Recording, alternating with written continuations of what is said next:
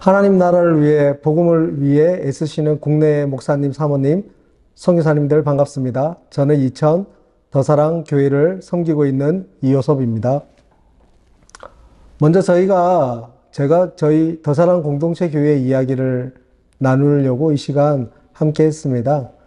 저희는 이천에 있는 작은 시골 마을에서 목회를 하고 있는데요. 그 시작은 이렇습니다.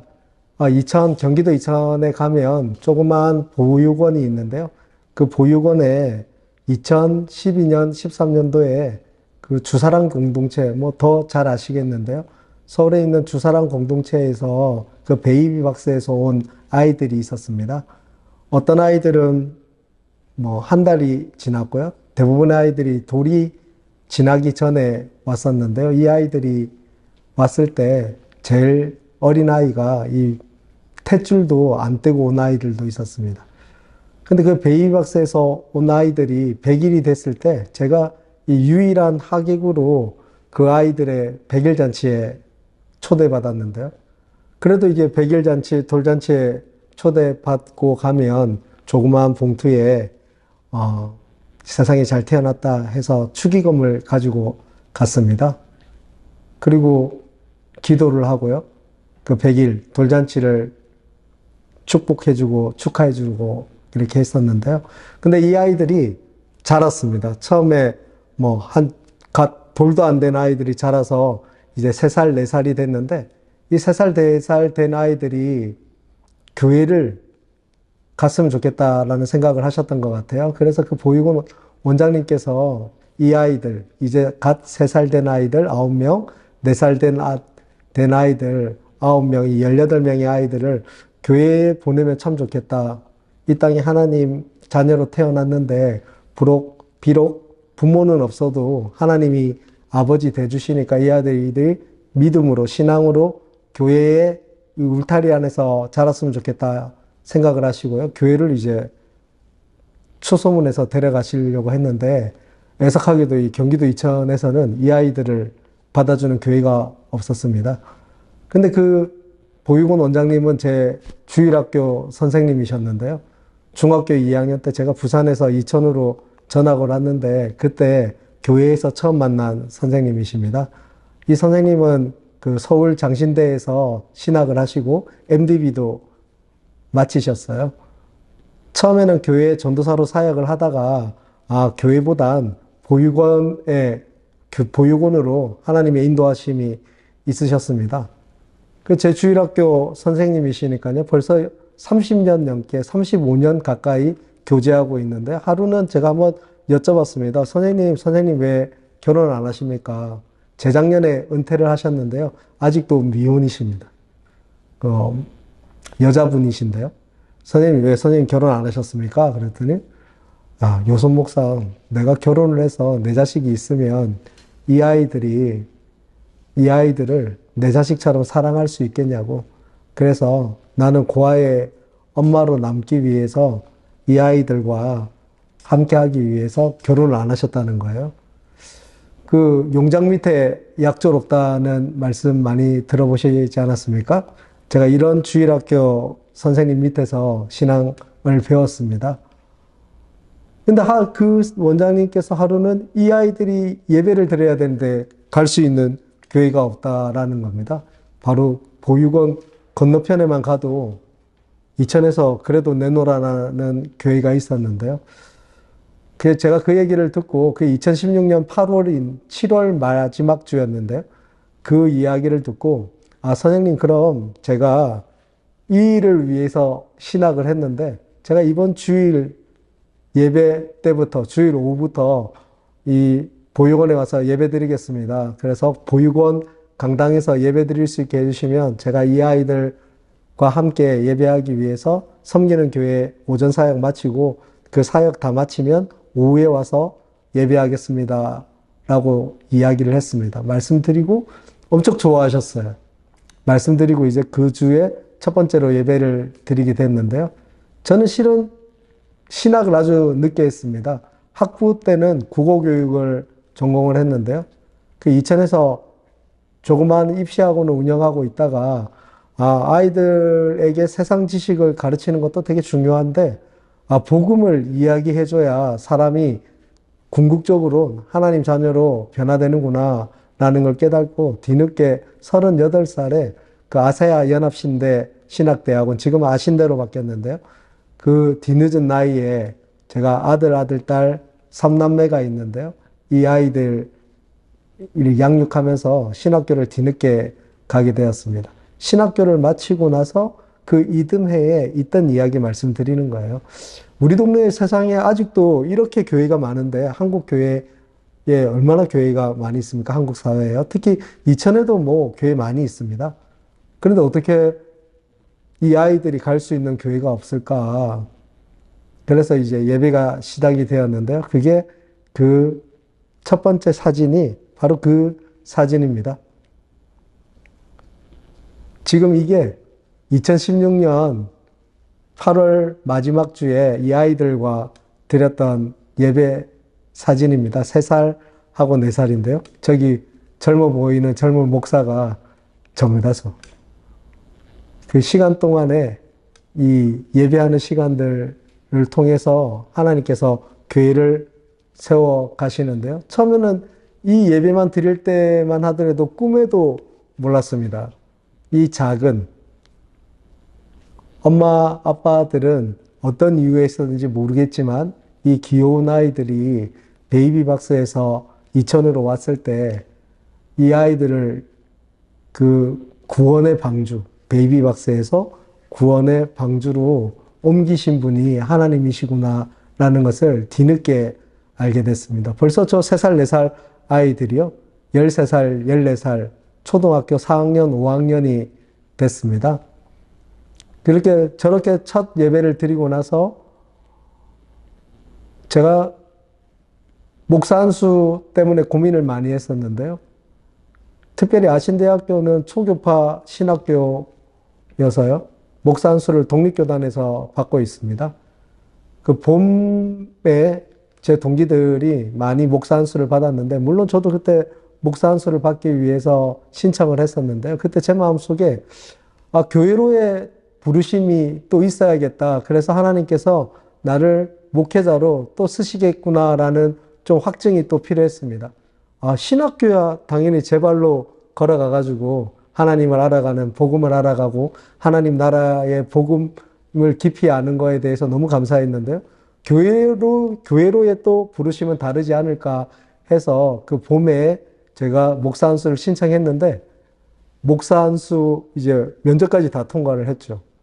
그리고 이제 목사 안수 날을 받아놓고 있었는데 제 마음속에 교회로의 부르심이 없는데 목사 안수를 받는 게 이 신학의 전통 안에서 옳은가라는 생각이 들었습니다. 근데 뭐 그거는 각자의 신학적 관점이 있으니까 옳고 그런 게 아니라, 저는 제가 그 교회로 하나님이 불러주시면 목사 안수를 받아야겠다 하고 그때는 이제 유보를 했습니다. 연기를 했습니다.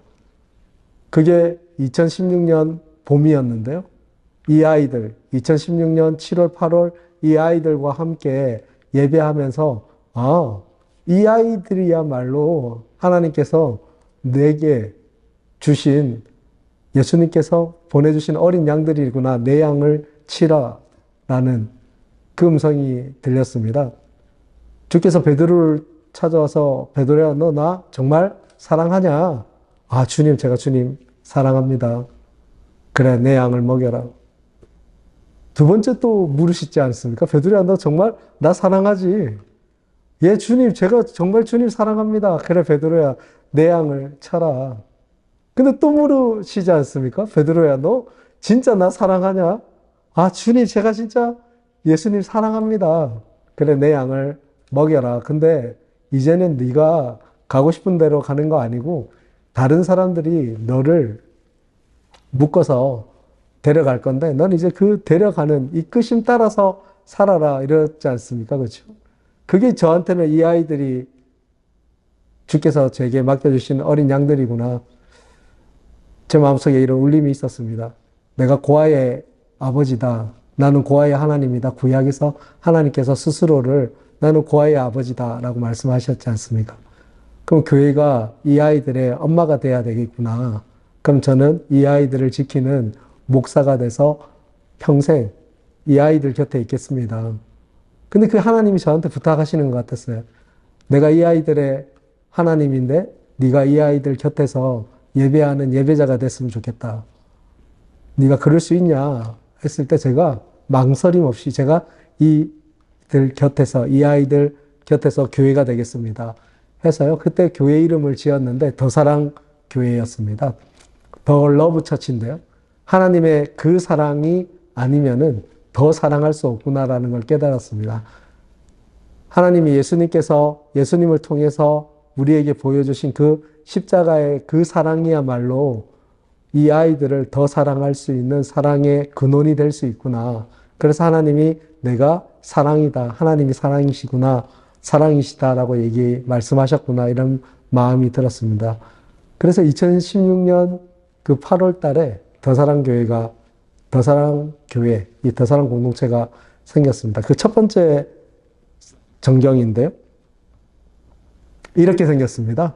저기가 왼쪽에 보이는, 사진에서 보이는 저 한옥집이 사택이고요. 그 옆에 보이는 글램핑 텐트가 첫 번째 교회였습니다. 제가 이 경기도 이천 신도면 장동리로 이사가게 된 이유가 있었는데요.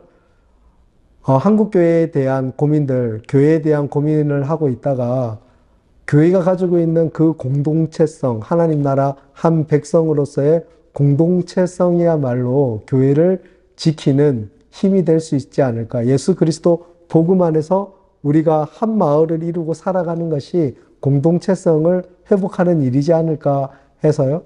제가 이 동네로 이사를 갔습니다. 저 집이 무려 100년이 넘은 집인데요. 물론 이제 전세로 임대해서 살았습니다. 근데 마당이 아주 넓었는데요. 마당에서 이제 동료 목회자들과 함께 숯불을 피우고 고기를 구워먹고 이 힐링하는 게 일이었습니다. 그때 제가 처음 알았습니다. 이 서울이랑도 가깝고 여기 양재랑도 뭐 한 4, 50분 거리에 있는데요.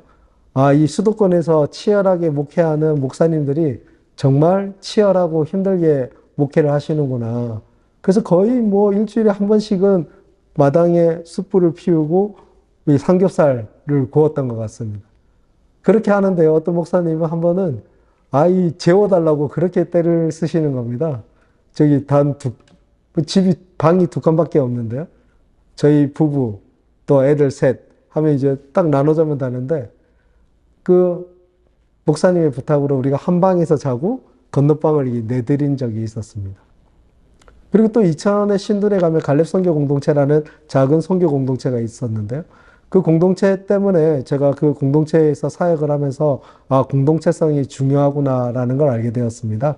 거기는 특별히 선교 공동체라 선교사님들이 본국으로 오셨을 때 방문하시고 이랬는데 하루는 그 처음 만난 선교사님이셨는데요. 목사님께서 선교사님 오늘 어디서 주무십니까?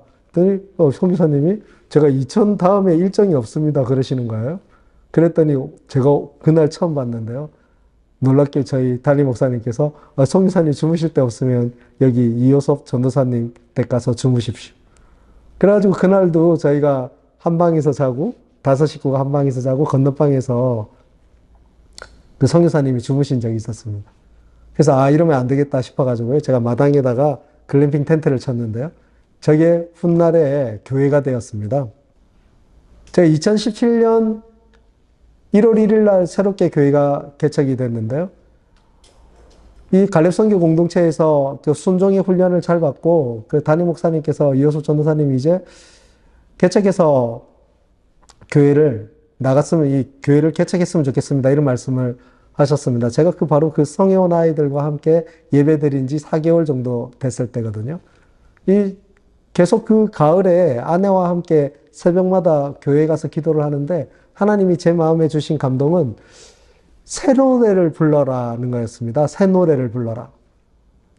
저는 뭐 노래를 썩 잘하지 못하는데요. 하나님 이게 무슨 말씀이십니까? 새 노래를 부르라니요. 저는 노래를 부를 줄 모릅니다. 근데 기도할 때마다 새 노래를 불러라, 새 노래를 불러라 이렇게 말씀하셨는데요. 제가 이제 와서야 알게 됐는데요. 그거는 새로운 하나님 나라의 새로운 형태의 교회였습니다. 근데 그 새롭다는 것을요, 본질이 회복하는 일이더라고요. 그 본질이 회복된 공동체 교회가 새 노래라는 걸 훗날 알게 되었습니다. 그래서 저 텐트에서 예배를 드리기 시작하는데요. 제가 개척했다는 사실을 아무한테도 들키지 않으려고요. 혼자 조용히 가족들과 함께 드리려고 했습니다. 근데 저 텐트는 그 힐링 캠프라고 해서요. 삶에 지친 목회자들과 본국에 귀환하신 선교사님들을 위해서 이 운영되던 텐트였지 않습니까? 근데 거기서 예배드릴 수 있게 그런 마음을 주셨습니다. 왜 어떤 마음을 주셨냐면 처음에 저희 담임 목사님이 이호섭 전도사님 교회를 개척해서 나가십시오 했을 때 정말 이게 앞이 캄캄하게 막막했습니다. 근데 기도 가운데 아내한테 사모한테 그런 마음을 주신 겁니다. 내게 있는 것을 내게 주니라는 마음이 들었다고 합니다. 내게 있는 것을 주는 거가 시작이구나라는 생각이 있습니다. 그럼 우리한테 뭐가 있지?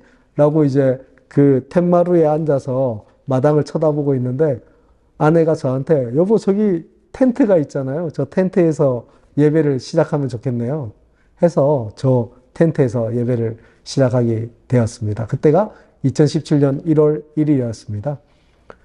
막상 이제 첫 예배를 드리려고 할 때 뭐 다 경험들이 있으시겠지만요. 얼마나 떨립니까?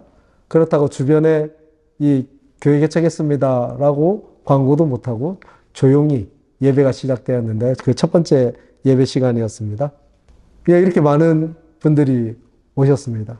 그 작은 텐트 안에 저렇게 예배가 시작되는 처음 예배가 시작되는 교회가 있다고 소문을 들은 지인들이 와서 함께 예배를 드렸습니다. 근데 1, 2월 달에 2017년 1, 2월 달 두 달 동안 항상 저 텐트 안이 빽빽하게 사람들이 함께 예배를 했습니다. 처음에 개척할 때 같이 했던 청년들이 있는데요. 벌써 3명은 애 아빠가 됐고요. 젊은 아빠가 됐고 2명은 아직 청년으로 남아있는데 그 청년 중에 한 명이 저한테 이렇게 얘기했습니다. 목사님 우리 매주 이렇게 사람들이 찾아오는데요. 저희들끼리 예배는 언제 드릴 수 있을까요? 그게 2월 마지막 주인데요. 제가 그 얘기 왜 이렇게 선명하게 기억하고 있냐면 그 청년의 그 말이 다음 주에 이루어졌습니다. 3월 첫째 주가 됐는데 정말 아무도 없이 저희 가족들하고 그 독수리 오영재 그 청년 5명만 예배 드리게 됐습니다.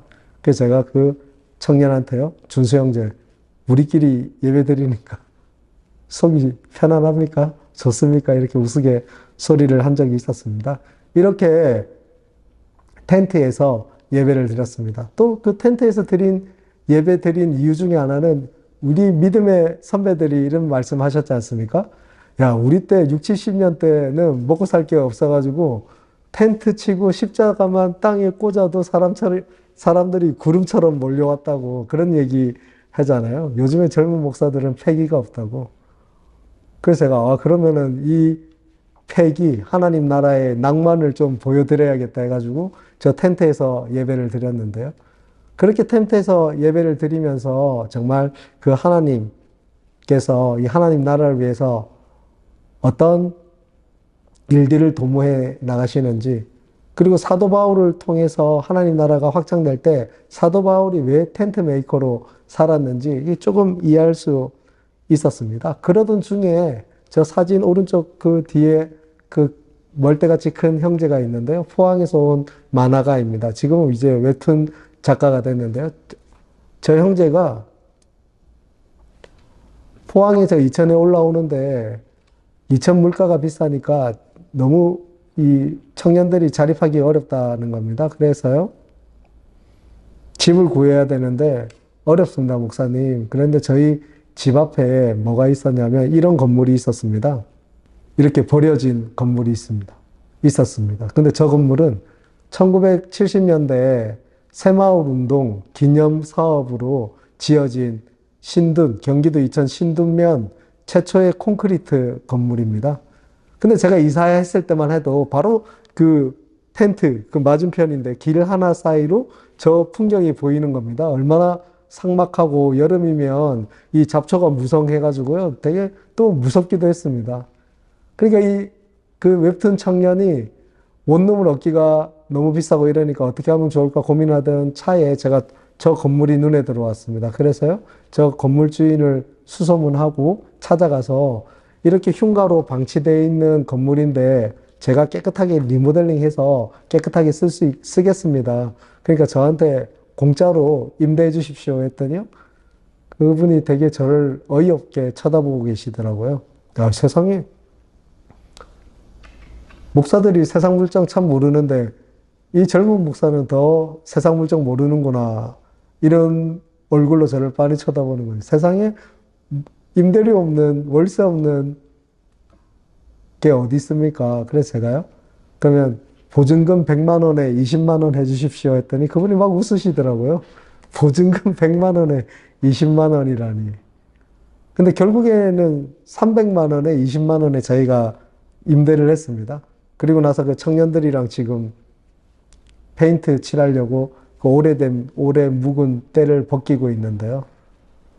그렇게 이제 교회를 리모델링하고 옮겨야겠다라는 생각을 가지고 여기를 임대를 해가지고 이 페인트 칠이라도 해야지라고 공사를 시작해야겠다라고 했는데 제 마음속에 이런 구절이 하나 떠올랐습니다.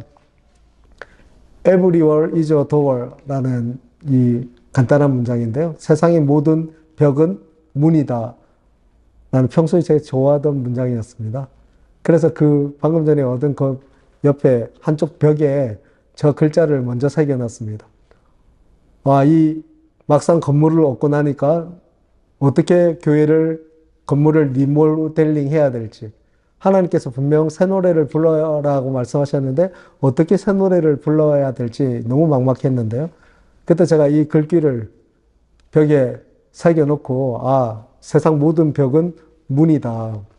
사방이 에워싸여서 우겨싸면 하늘을 보면 주께서 이 문을 세상 모든 벽을 넘게 하시겠구나. 현실의 벽을 넘어서 이 땅에 새 노래를 부르는 교회를 개척할 수 있겠구나라는 기도 제목으로 이렇게 써놓고 새겨놓고요. 이 공사를 시작한 거였습니다. 그러니까 아무도 모르니까요. 이 리모델링도 직접 하기로 했습니다. 뭐 돈도 없거니와. 근데 아무런 기술이 없지만 일단 페인트 칠이라도 하자 해가지고 열심히 칠하려고 하는데요. 저 사다리를 놓고 천장을 벗겨내는데 너무 속이 상했습니다. 제가 어떤 목공 기술이 있었던 거 아니고 어떤 기술이 있어가지고 리모델링을 하는 것도 아닌데 저 사다리를 올려놓고 오르락내리락 하면서 하다 보니까 힘도 들고 마음속에 서글픔도 밀려오고 제가 내려와가지고요. 이 기도를 하는데요. 하나님, 그 야곱이 돌베개 메고 잠들었을 때 하늘에서 사다리를 타고 천사들이 오르락내리락 했는데 저 사다리가 야곱의 사다리가 되게 해주셔서 이 이후의 공사들은 제가 아니라 하나님이 보내주시는 하나님의 사람들을 통해서 이곳이 리모델링 되게 해주십시오 해가지고요. 그 기도를 하고 그때부터 제가 아무것도 안 하고 그냥 사람들을 기다리기 시작했습니다. 물론 기도를 했죠. 그래가지고 얼마 뒤에 페인트를 칠해주는 사람들이 왔는데요. 그 전에 이 첫 번째 이 공간을 얻어놓고 예배 드리는 장면입니다. 자, 이렇게 예배를 드렸습니다. 아무것도 없었는데요. 그래도 하나님이 이 건물을 텐트에서 건물로 옮겨주셨으니까 예배를 드리자 해서 그 주에 예배를 드리고요.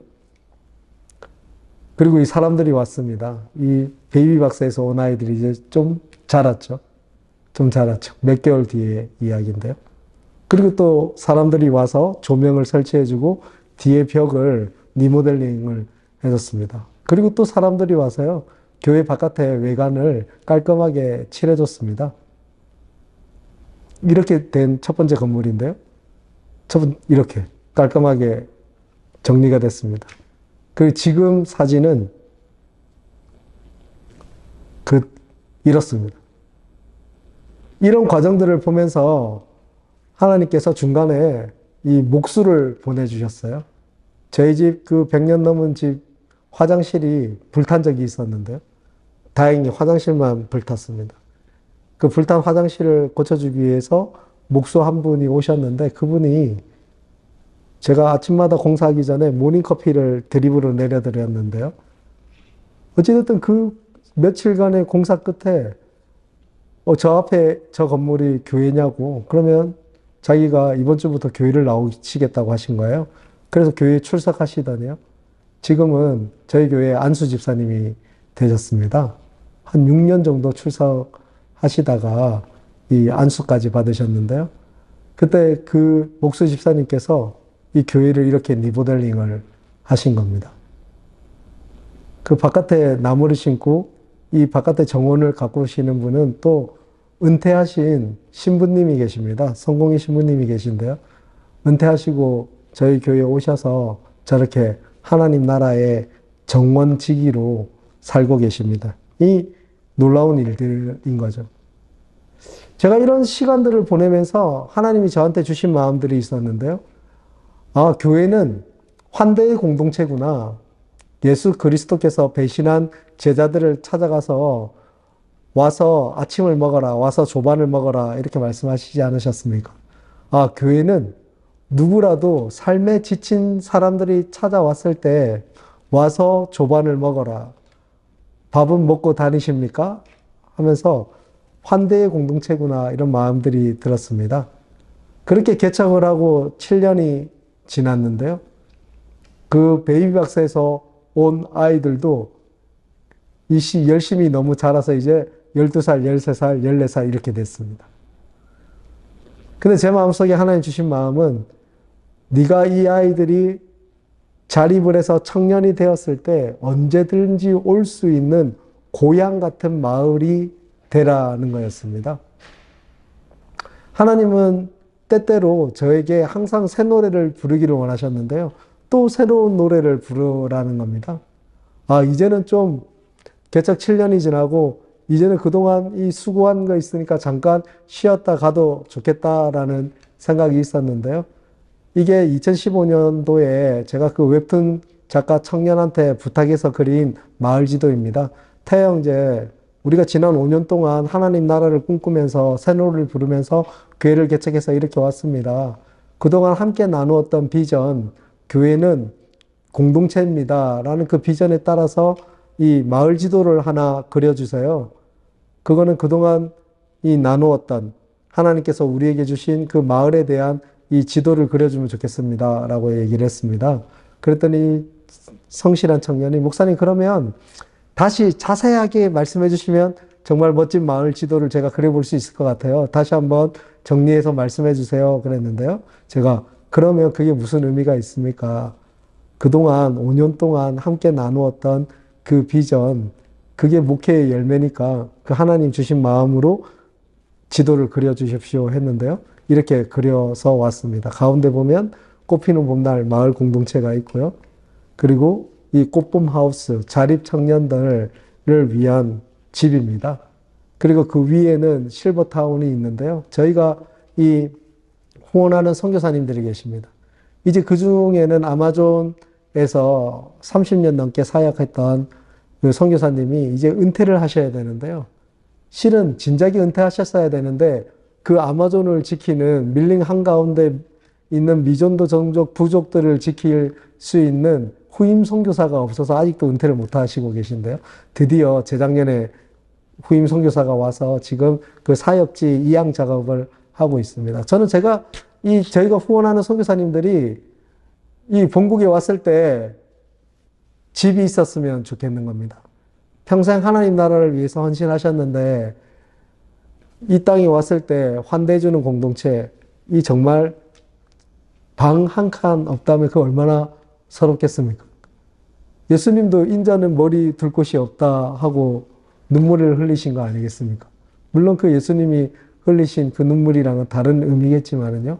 그래서 제 기도 제목은 우리가 후원하고 있는 선교사님이 은퇴하시면 저렇게 함께 실버타운에서 환대의 공동체를 만들었으면 좋겠다. 이 선교사님들이 계시고요. 그 밑에 자립 청년들이 있고요.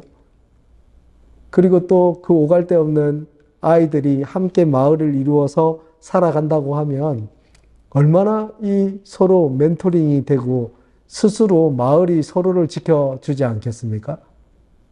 청년들이 자립을 할 때 집이 없어서 돈이 없어서 자립을 못하는 경제적인 이유도 있지만 실은 자신들이 기댈 울타리가 비빌 언덕이 돼줄 수 있는 그 공동체가 없어서 가족이 없어서 좌절하지 않습니까? 그래서 그 청년들한테 교회가 울타리가 되어주고 비빌 언덕이 되어줘야겠다라는 생각이 들었습니다. 벌써 이 시간이 많이 지나서 12년이나 지나서 2012년, 13년도에 만난 아이들이 지금 12살, 13살이 됐습니다. 이제 20살이고요. 이제 또 대학을 가면 4년이 연장돼서 23살이면 보육원을 떠나야 되는데요. 그 아이들이 보육원을 떠났을 때 교회가 예수 가족이 되어서 가정이 되어준다면 이 청년들이 세상에 나가서 자립하는데 얼마나 힘이 될까, 위로가 될까, 세상에 나가서 좌절하고 넘어졌을 때 언제든지 돌아올 수 있는 가족이 있으면 다시 한번 실패도 일어날 수 있지 않습니까? 그래서 이런 마을을 꿈꾸고 있습니다. 각자의 재능대로 목공센터를 세우고요. 웹툰 창작소를 만들고 제과 제빵할 수 있는 제빵소를 만들고요. 프로그래밍 학교가 있고요.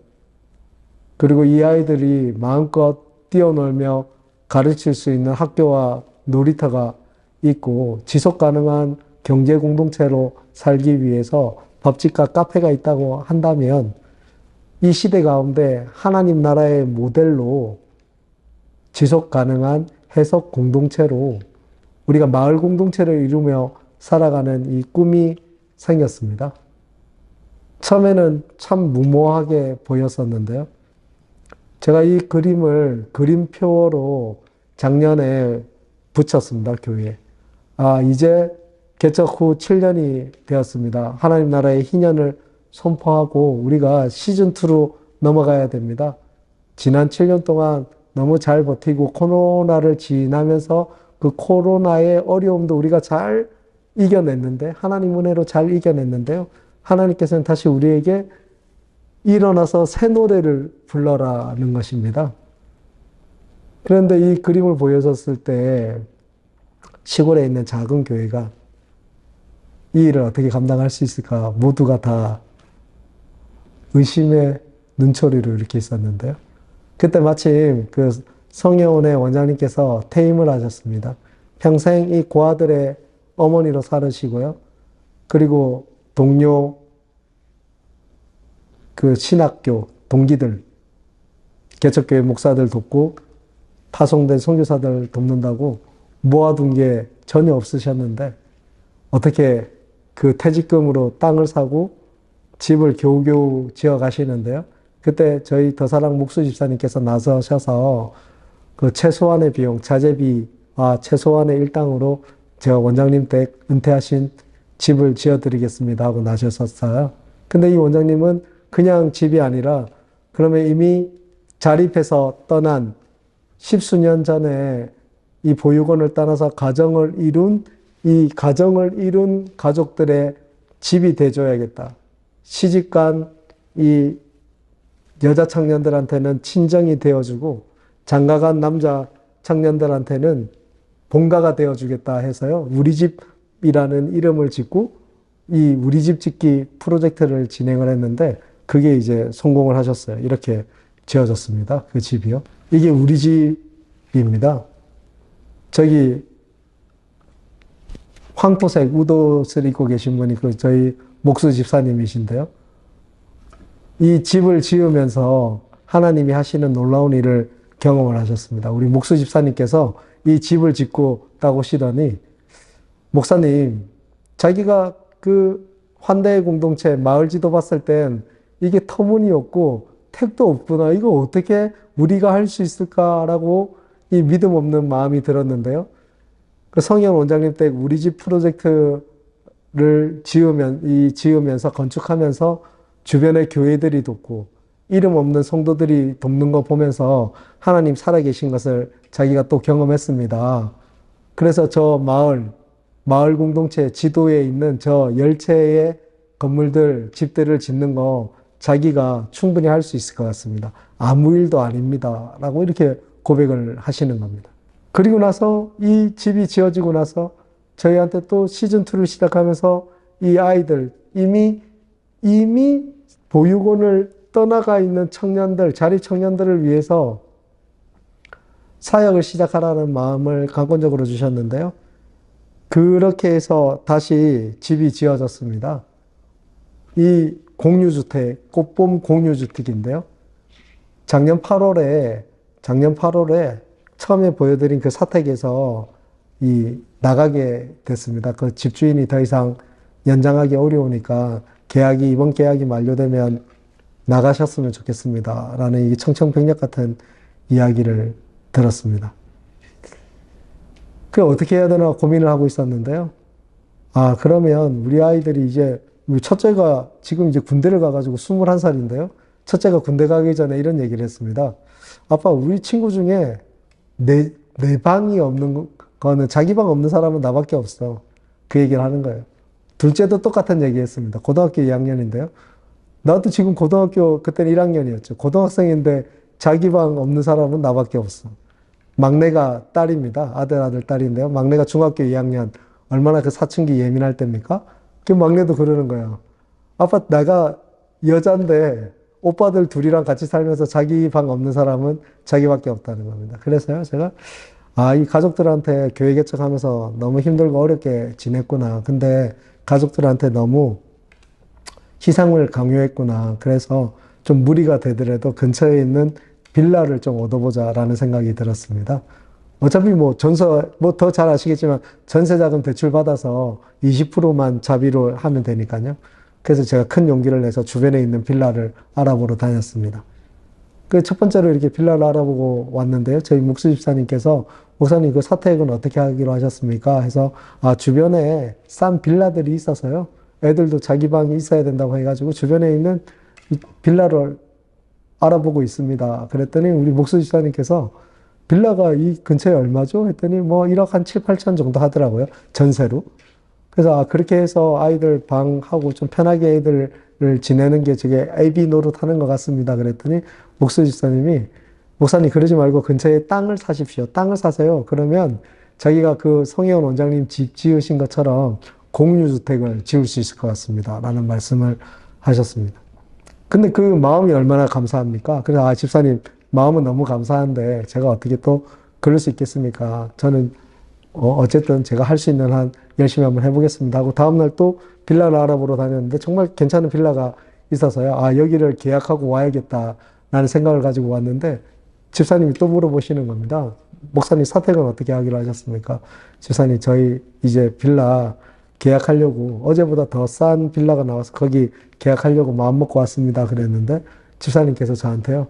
목사님 제가 이 대사랑교회 안수집사고 그런데 교회의 최후의 보루가 될 수 있으면 좋겠습니다.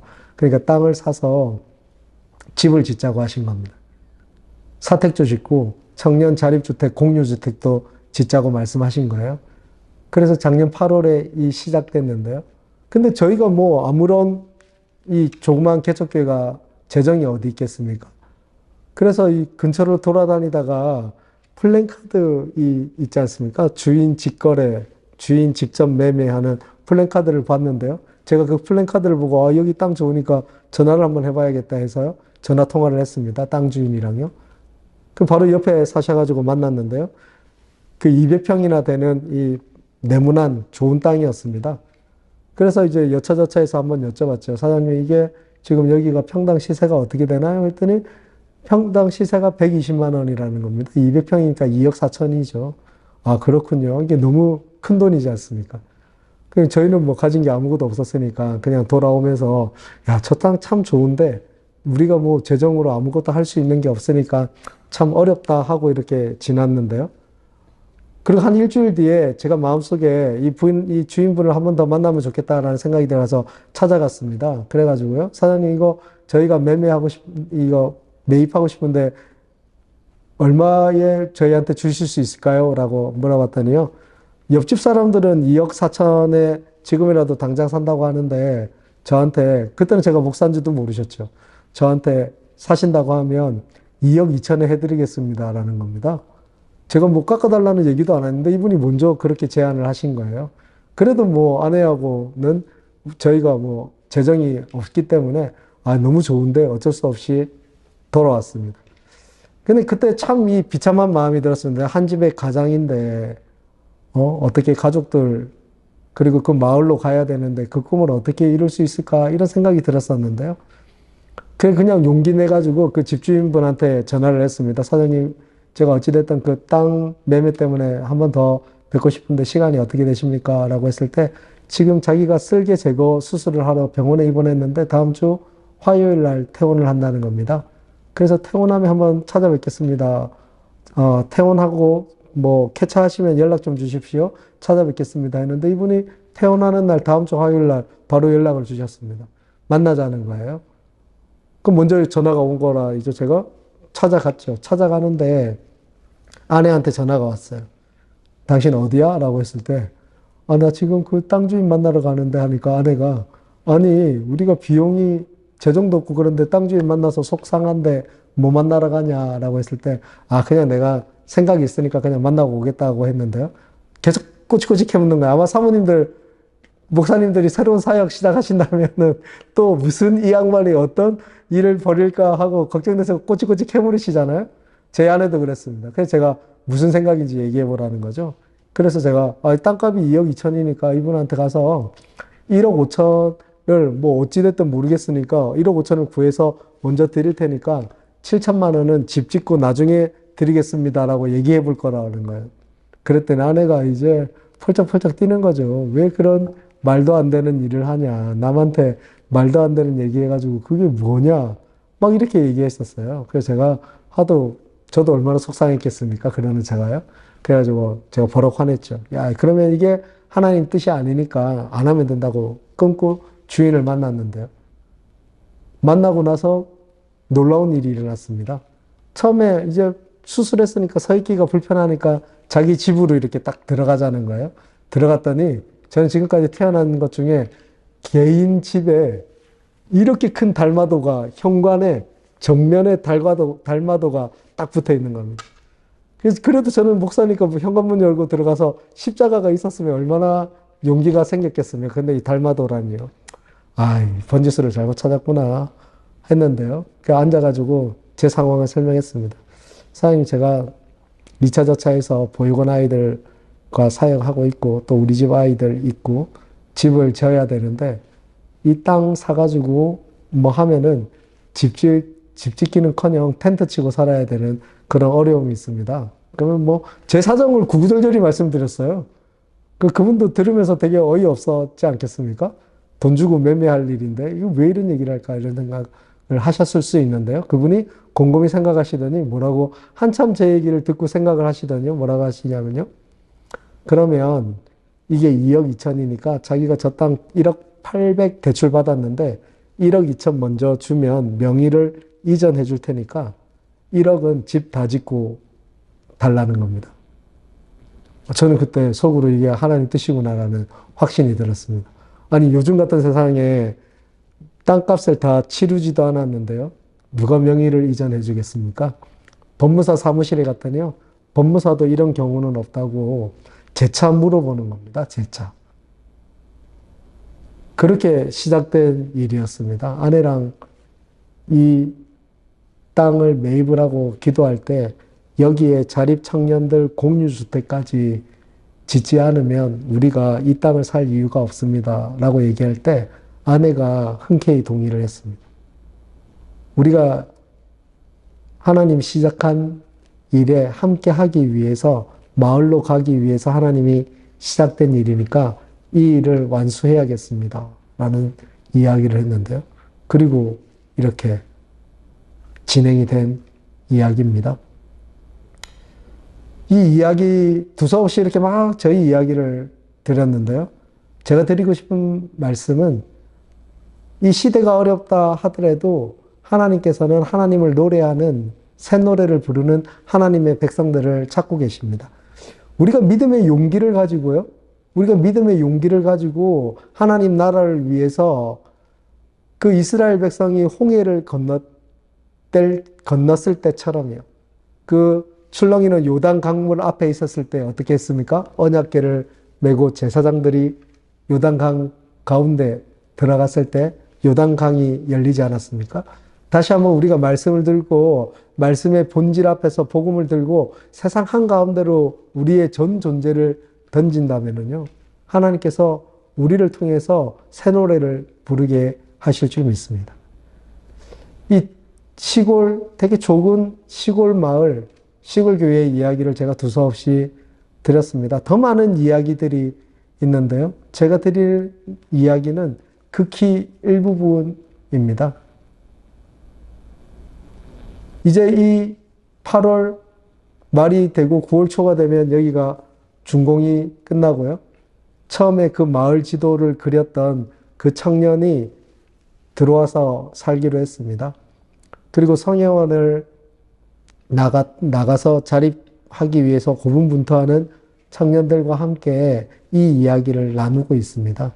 우리가 공동체로 살아간다면 예배하는 공동체, 예수 그리스도의 사랑의 공동체, 그리고 이 땅에 흩어진 하나님 나라 백성들을 위한 환대의 공동체로 우리가 우리의 삶을 내려놓고 살아간다면 하나님께서 우리를 위해서 일해 주실 거라는 것입니다. 지금도 세계 곳곳에서 하나님 나라를 위해서 애쓰는 선교사님들, 그리고 이 국내외에서 특히 이 코로나가 지나고 어려운 한국교회 상황 속에서 이름 없이 빛도 없이 분투하고 계신 목사님과 사모님, 지난밤에도 눈물로 기도하고 새벽을 깨우셨던 그 사모님과 목사님, 우리의 이 작은 이야기가 그 하나님 나라의 큰 일을 도모했으면 좋겠습니다. 하나님 미랄이 땅에 떨어져 썩었을 때 하나님 나라에 하나님께서 만들어주시는, 맺게 해주시는 그 하나님 나라의 그 많은 열매들을 기대하면서 하나님께서 우리를 통해서 어떻게 이 땅에 복음의 본질, 말씀의 본질을 지키려고 분투하는 우리를 통해서 아름다운 하나님 나라가 어떻게 펼쳐 가실지 또 좋은 기회에 나눌 수 있는 시간이 있었으면 좋겠습니다. 오늘 이야기 여기서 마치고요. 기도하고 마무리 짓도록 하겠습니다. 기도하겠습니다. 하나님 아버지 참 감사합니다. 하나님께서 새 노래를 부르라고 말씀하신 그 말씀을 따라서 여기까지 왔습니다. 자칫 이 모든 일들이 이 작은 교회를 통해서 일어난 이 일들이 하나님의 영광을 가리울까 두렵습니다. 주님, 온전히 주께서 하신 일들 가운데 주님 홀로 영광받아 주십시오. 온 세계에서 땅끝까지 이르러 복음의 증인으로 살아가시는 선교사님들과 이름 없이 빛도 없이 이 땅 구석구석에서 외롭고 고분분투하는 목사님과 사모님들, 그 가정들 주께서 지켜주십시오.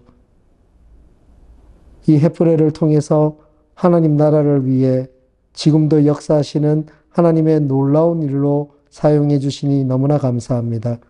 아버지 하나님, 지금도 살아계셔서 역사하시는 하나님 아버지께서 우리의 삶과 사역과 온 땅의 주인 되심을 나타내는 놀라운 일들을 보게 해 주십시오. 예수님의 이름으로 기도합니다. 아멘.